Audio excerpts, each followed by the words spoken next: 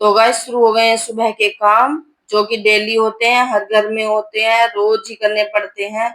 अब बताओ और नया काम कहाँ से लाएं? रात को सोएंगे, सुबह उठेंगे, फिर वही झाड़ू पोछे, नहाना, कपड़े धोना, बस यही हो जाता है रोज का रोज ही।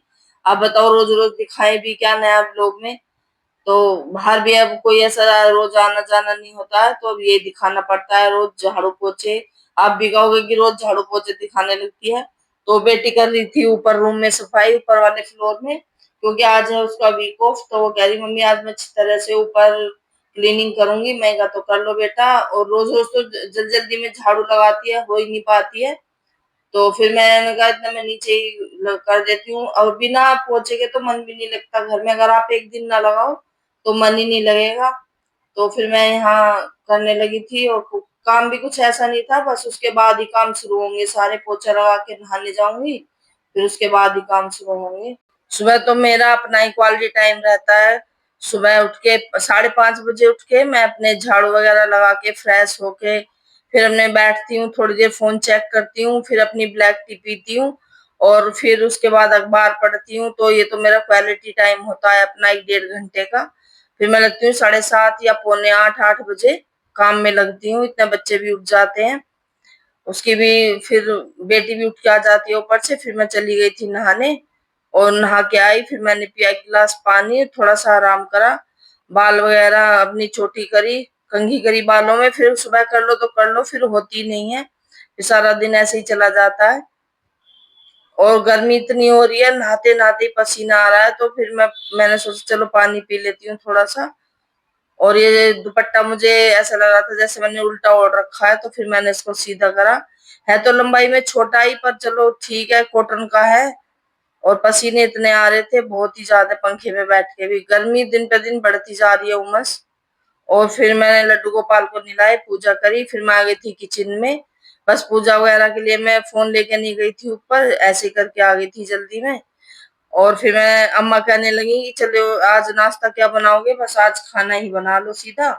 तो मैं आलू पपीते की सब्जी बनाने लगी थी कि आलू पपीते की सब्जी बना लूं, और थोड़ा सा पनीर रखा था उसे भी डाल दूंगी, वो भी खराब ही हो जाएगा वरना। तो उसे हल्का सा तेल में तल लूंगी मैं। तेल में इसलिए फ्राई करूंगी क्योंकि फिर महक अच्छी नहीं लगती सब्जी में पनीर की, ऐसे कच्चे की। तो फिर मैं थोड़ा सा हल्का सा ब्राउन कर लिया है पनीर को, और फिर मैं छोकने लगी पपीते की सब्जी। अब ये क्या आपसे डिटेल में शेयर करती, बस ऐसे ही बना दी थी मैंने। रेसिपी तो मैं कई बार दे चुकी हूँ और वैसे भी दिखा चुकी हूँ। और कुछ आज मेरी तबीयत भी ठीक नहीं लग रही थी, सर में दर्द हो रहा था बहुत ज्यादा। पता ही नहीं कैसे माइग्रेन का था, या मैं सोच रही हूँ कि मेडिसिन ना लेनी पड़े। बच्चे तो कह रहे मम्मी टैबलेट ले लो। मैं कर लेंगी बेटा, अभी जितनी बीच जाए उतनी बिचा लो, फिर दवाई भी हर थोड़ी सी उसमें दवाई, हर थोड़ी सी उसमें दवाई।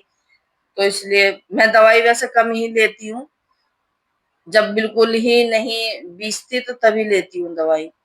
तो यहाँ पे छोक दी थी मैंने आलू पपीते की सब्जी, और फिर उसके बाद लगाऊंगी मैं आटा।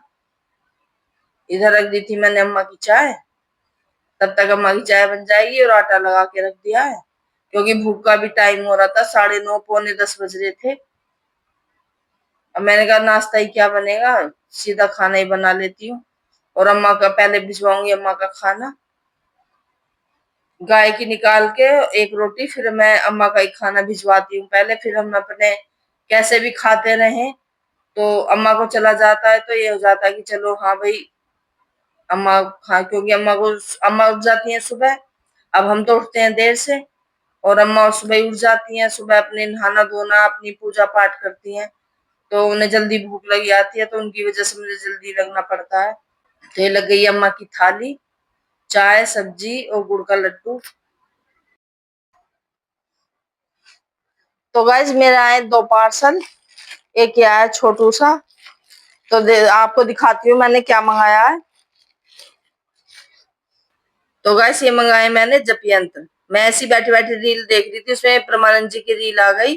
तो वे बता रहे थे कि आप ऐसी मशीन मंगा लो जप यंत्र, तो उसमें आपको उसकी भी जरूरत नहीं पड़ेगी, माला की भी।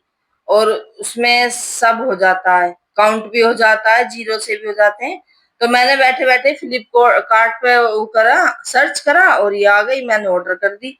लोअर मैंने पहले मंगाए थे लेकिन उनमें कुछ डिफेक्ट निकल गया था, वो मैंने बाद में देखा, तो फिर मैंने ये दोबारा मंगाए यही वाले। वो मैंने रिटर्न कर दिए थे। ये मंगाए 2 लोअर। तो ये 2 लोअर दोबारा से मंगाए मैंने, पहले मंगाए थे तो डिफेक्ट निकल गया था कुछ, तो अब ये दोबारा मंगाए हैं ये रे। अब की बार ठीक आए हैं। पहले मैंने खोल के नहीं देखा तो इसमें डिफेक्ट था, अब की बार ठीक है।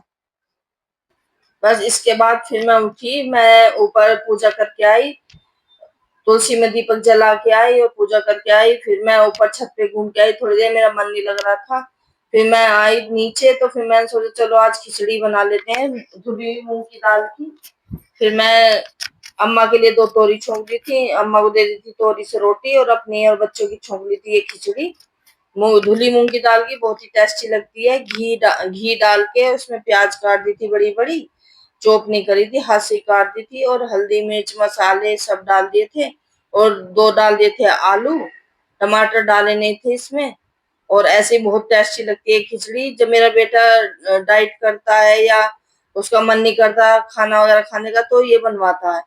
तो फिर अब मैंने अच्छी लगने लगी है। पहले तो हम छिलके वाली मूंग की दाल होती थी उसकी बनाते थे, लेकिन अब ये धुली हुई मूंग की दाल की तब से हमें अच्छी लगने लगी, अब हम इसको ही बनाते हैं। वो छिलके वाली मूंग की दाल की नहीं बनाते। ये देखिए खिचड़ी बन के होगी है तैयार, और उधर अम्मा को रोटी दे दी है। फिर अब हम बैठ गए थे खिचड़ी खाने। देखिए कितनी टेस्टी लगती है, बहुत ही अच्छी, देखने में इतनी अच्छी लग रही है, खाने में उससे भी ज्यादा टेस्टी लगती है। बस ये थोड़ा सा डाल लो इसमें देसी घी, और दही ले लो या गुड़ ले लो। मैंने तो इसके साथ गुड़ का लड्डू ले लिया था, बहुत टेस्टी लगती है। तो गाइस अगर आपका मन करे, बच्चों का बड़ों का जिसका भी मन करे, तो झटपट बनाए काजू कतली। और मैं बना रही हूँ अपनी बेटी की डिमांड पर काजू कतली। उसका मन कर रहा था, कह रही थी ब्लिंकिट से मंगाऊं, वहां से मंगाऊं, यहाँ से। मैंने कहा मैं भी बनाती हूँ 5 मिनट में, 1 मिनट में तो नहीं कह सकती, पर हाँ 5-10 मिनट तो लग ही जाएंगे। तो मैं बना रही हूँ काजू कतली। ये ले लिया मैंने 1 कटोरी काजू, और ये ले लिया थोड़ी सी चीनी। चीनी बहुत थोड़ी डलेगी इसमें, क्योंकि काजू काजू में भी स्वीट्स का होता है सर। गैस पे रख दिया कढ़ाई। हम देसी लोग हैं ना, तो डब्बे से ही काम चलता है, चम्मच से नहीं चलता। इससे घी उससे ही डालते हैं, डब्बे से ही। चलिए तो शुरू करते हैं काजू कतली बनाना। और ये काजू डाल लिए मैंने मिक्सी में, और इन्हें पीस लूंगी। बस ज्यादा नहीं चलाना है, थोड़ा सा ही पीसना है इन्हें, क्योंकि अगर आप ज्यादा चला दोगे तो फिर ये ऑयल निकल जाएगा काजू का और पेस्ट बन जाएगा। हमें यही पाउडर के फ्लेम में रखना है। ये पिस गए काजू अच्छी तरह से। अगर आपको लगे कि काजू अच्छी तरह से नहीं पिसे हैं और कोई कोई काजू रह गया है, तो आप उसे छान के दोबारा पीस लें। और अब इसमें डाल दिया मैंने चीनी, आधा कटोरी चीनी ली है, तो 1 कटोरी पानी डाला है मैंने। और इसकी चाशनी नहीं बनानी है, बस ऐसे ही देखो इसकी मतलब तार की चाशनी तो बनानी नहीं है आपको, ऐसे ही अच्छी तरह से उबाल कर देना है इसमें। और फिर डाल देना है काजू का पाउडर पिसा हुआ, और इसे अच्छी तरह से मिला लेना है। 10 से 5 मिनट तक चलाना है, जब तक ये कढ़ाई न छोड़े। बहुत जल्दी बनने वाली मिठाई है, और 2 चीजों से बनती है, बस चीनी और काजू, 2 चीज चाहिए।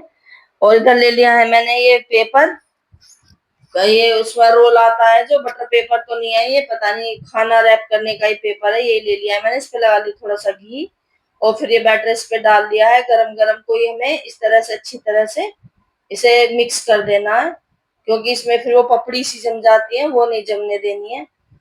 तो अच्छी तरह से मैंने इसको मैश कर लिया है। अब इसे मैं बेलन से बेल दूंगी, मतलब इसकी रोटी टाइप में बना लूंगी।